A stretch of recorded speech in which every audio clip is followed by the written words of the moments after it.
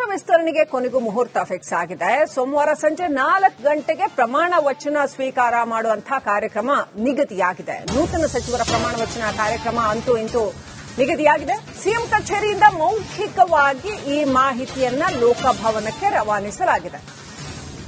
ಲೋಕಭವನದ ಗಾಜಿನ ಮನೆಯಲ್ಲಿ ಪ್ರಮಾಣ ವಚನ ಸ್ವೀಕಾರ ಕಾರ್ಯಕ್ರಮ ಇರುತ್ತೆ ಅಂತ ಹೇಳಲಾಗಿದೆ. ಅಂದ್ರೆ ಅಷ್ಟರೊಳಗೆ ಈ ಸೆಕೆಂಡ್ ಲಿಸ್ಟ್ ಕಂಪ್ಲೀಟ್ ಏನೇನು ಅಂತ ಯಾರ್ಯಾರು ಅಂತ ಬಿಡುಗಡೆ ಆಗುತ್ತೆ. ಸಂಪುಟ ವಿಸ್ತರಣೆಗೆ ಅಂತೂ ಇಂತೂ ಮುಹೂರ್ತ ಫಿಕ್ಸ್ ಆಗಿದೆ. ಸೋಮವಾರ ಸಂಜೆ 4 ಗಂಟೆಗೆ ಪ್ರಮಾಣ ವಚನ.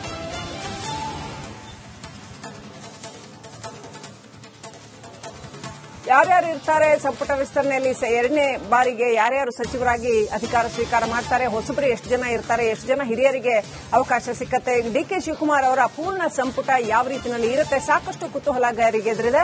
ಸೋಮವಾರ ಸಂಜೆ 4 ಗಂಟೆಗೆ ಪ್ರಮಾಣ ವಚನ ಸ್ವೀಕಾರ ಕಾರ್ಯಕ್ರಮ ಇರುತ್ತೆ ಅಂತ ರಾಜಭವನಕ್ಕೆ ಈಗಾಗಲೇ ಮಾಹಿತಿಯನ್ನ ಮೌಖಿಕವಾಗಿ ರವಾನಿಸಲಾಗಿದೆ.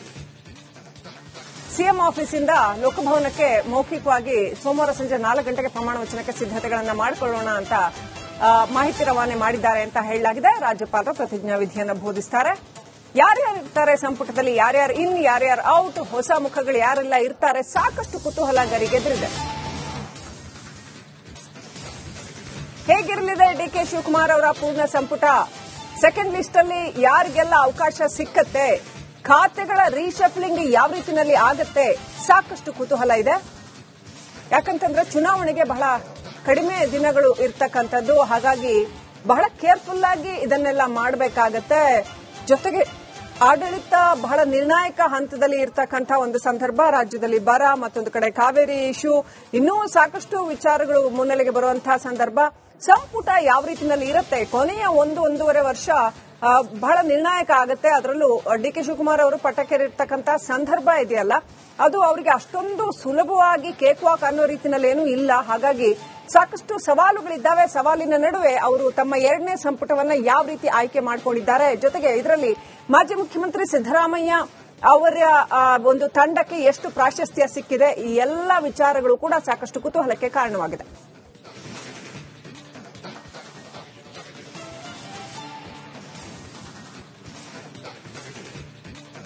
ಸೋಮವಾರ ಸಂಜೆ 4 ಗಂಟೆಗೆ ಲೋಕಭವನದ ಗಾಜಿನ ಮನೆಯಲ್ಲಿ ಯಾರೆಲ್ಲ ಪ್ರಮಾಣ ವಚನ ಸ್ವೀಕಾರ ಮಾಡ್ತಾರೆ ಕಾದು ನೋಡಬೇಕಾಗಿದೆ. ಆಕಾಂಕ್ಷಿಗಳು ದೆಹಲಿಯಲ್ಲೇ ಬೀಡು ಬಿಟ್ಟು ಸಾಕಷ್ಟು ಲಾಬಿ ನಡೆಸಿ ಸೀನಿಯರ್ಸ್, ಜೂನಿಯರ್ಸ್ ಎಲ್ಲ ಸೇರ್ಕೊಂಡು ಅಂತೂ ಇಂತೂ ಹೇಗಿರಲಿದೆ ಈ ಸಂಪುಟ ವಿಸ್ತರಣೆಯಲ್ಲಿ, ಯಾರ್ಯಾರಿಗೆ ಅವಕಾಶ ಸಿಗಲಿದೆ ಕಾದು ನೋಡಬೇಕು. ಇನ್ನಷ್ಟು ಅಪ್ಡೇಟ್ ಪಡ್ಕೊಳ್ಳೋಣ. ನಮ್ಮ ಪ್ರತಿನಿಧಿ ಹನುಮಂತ್ ದುರ್ಗದ್ ಕನೆಕ್ಟ್ ಆಗಿದ್ದಾರೆ.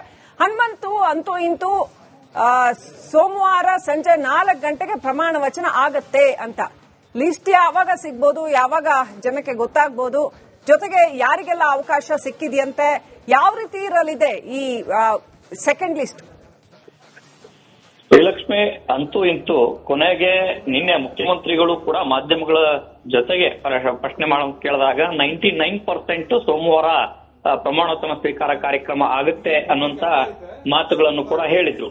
ಇದೀಗ ಲೋಕಭವನಕ್ಕೂ ಕೂಡ ಮೌಖಿಕವಾಗಿ ಸಿಎಂ ಕಚೇರಿಯಿಂದ ನಾಳೆ ಸಂಜೆಗೆ ಎಲ್ಲವೂ ಕೂಡ ಪ್ರಿಪರೇಷನ್ ಮಾಡಿಕೊಳ್ಳುವಂತೆ ಸೂಚನೆ ಹೋಗಿದೆ. ಬಹುತೇಕ ಎಲ್ಲ ಸಿದ್ಧತೆಗಳನ್ನ ಮಾಡಿಕೊಂಡ್ರು ಕೂಡ ಅಂತಿಮ ಪಟ್ಟಿ ಮುಖ್ಯಮಂತ್ರಿಗಳ ಕೈಗೆ ನಾಳೆ ಸಂಜೆ ಅಥವಾ ಸೋಮವಾರ ಬೆಳಗ್ಗೆ ಸಿಗಬಹುದು ಅನ್ನುವಂತ ಮಾಹಿತಿಗಳು ಲಭ್ಯ ಆಗ್ತಾರಂತದ್ದು. ಕಾರಣ ಏನಂತ ಹೇಳಿದ್ರೆ, ಈಗಾಗಲೇ ಮುಖ್ಯಮಂತ್ರಿ ಡಿಕೆ ಶಿವಕುಮಾರ್ ಅವರು, ಮಾಜಿ ಮುಖ್ಯಮಂತ್ರಿ ಸಿದ್ದರಾಮಯ್ಯನವರು ಹಾಗೂ ಕೆಪಿಸಿಸಿ ಅಧ್ಯಕ್ಷ ಬಿಕೆ ಹರಿಪ್ರಸಾದ್ ಅವರ ಎಲ್ಲರ ಅಭಿಪ್ರಾಯಗಳು ಕೂಡ ಸಂಗ್ರಹಿಸಿ ಅವರವರ ಪಟ್ಟಿಯನ್ನ ಎಲ್ಲವೂ ಕೂಡ ಸಿದ್ಧಪಡಿಸಿಕೊಂಡು ಹೈಕಮಾಂಡ್ ಕೂಡ ತನ್ನದೇ ಆದಂತಹ ಮಾಹಿತಿಯನ್ನ ಆಧರಿಸಿ ಈ ಬಾರಿ ಒಂದಷ್ಟು ಹೊಸ ಮುಖಗಳಿಗೆ ಆದ್ಯತೆ ಹೆಚ್ಚು ಕೊಡುವಂತ ನಿಟ್ಟಿನಲ್ಲಿ, ಅದರ ಜೊತೆಗೆ ಹಿರಿತನವನ್ನ ಮೊದಲಿಂದನೂ ಕೂಡ ಯಾರು ಸಚಿವ ಸ್ಥಾನವನ್ನ ಅಲಂಕರಿಸಿಲ್ಲವೋ ಅವರಿಗೆ ಸಚಿವ ಸ್ಥಾನವನ್ನ ಕೊಡುವಂತ ಹಿನ್ನೆಲೆಯಲ್ಲಿ ಮತ್ತು ಜಾತಿ ಲೆಕ್ಕಾಚಾರ, ಸೇಮ್ ಟೈಮ್ ಪ್ರಾದೇಶಿಕ ಲೆಕ್ಕಾಚಾರದ ಲೆಕ್ಕ ಆಧಾರಿತವಾಗಿ ಮುಂಬರುವಂತಹ ಟಾರ್ಗೆಟ್ 2028ರ ಚುನಾವಣೆಯ ಲೆಕ್ಕಾಚಾರವನ್ನು ಇಟ್ಕೊಂಡೇ ಸಚಿವ ಸಂಪುಟ ವಿಸ್ತರಣೆ ಮಾಡಲಿಕ್ಕೆ ಎಲ್ಲಾ ರೀತಿಯ ಸಿದ್ಧತೆಗಳು ಮಾಡಿಕೊಂಡಿದೆ.